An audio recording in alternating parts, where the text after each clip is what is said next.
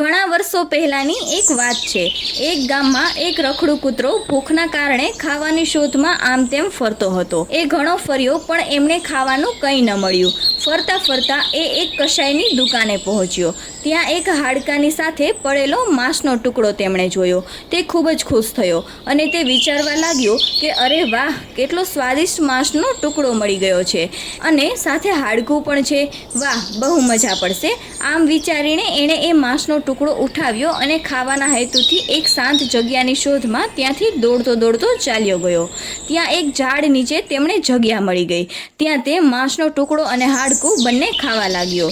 થોડાક જ સમયમાં તે માંસનો ટુકડો પૂરો ખાઈ લીધો અને હવે વધ્યું ખાલી હાડકું। હવે તેમણે તરસ પણ લાગી હતી, પરંતુ તે લાલચી કૂતરાને હાડકાને છોડીને જવું નહોતું, એટલે તે હાડકાને મોઢામાં જ પકડીને એક પાણીના પ્રવાહ પાસે પહોંચ્યો। ત્યાં પાણીના પ્રવાહ પર એક પુલ બાંધેલો હતો। કૂતરો એ પુલ પર પહોંચ્યો। પાણી પીવા માટે તે પાણી તરફ થોડો ઝૂક્યો। ત્યાં જ પાણીમાં પોતાનું જ પ્રતિબિંબ તેમને દેખાણું, પણ તેણે થયું પાણીમાં હાડકું મોઢામાં રાખીને ઊભો કોઈ બીજો કૂતરો પણ છે। એ પાણીમાં પ્રતિબિંબિત હાડકાને જોઈને એણે પોતાને જ કીધું, અરે આ હાડકું તો કેટલું મજેદાર દેખાય છે, કાશ મને એ પણ ખાવા મળી જાય। પણ જ્યારે એણે એ પ્રતિબિંબિત હાડકાને પકડવા માટે મોઢું ખોલ્યું, ત્યાં એના મોઢામાં એ હાડકું હતું એ પાણીમાં નીચે પડી ગયું। હાડકું પાણીમાં પડતાની સાથે જ એ પ્રતિબિંબ દેખાતું બંધ થઈ ગયું।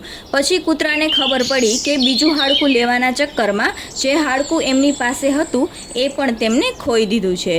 તો બાળકો, આ વાર્તા પરથી આપણને શીખવા મળે છે કે જે વસ્તુ આપણી પાસે છે એનું ધ્યાન રાખવું જોઈએ અને ક્યારેય લાલચી ન બનવું જોઈએ।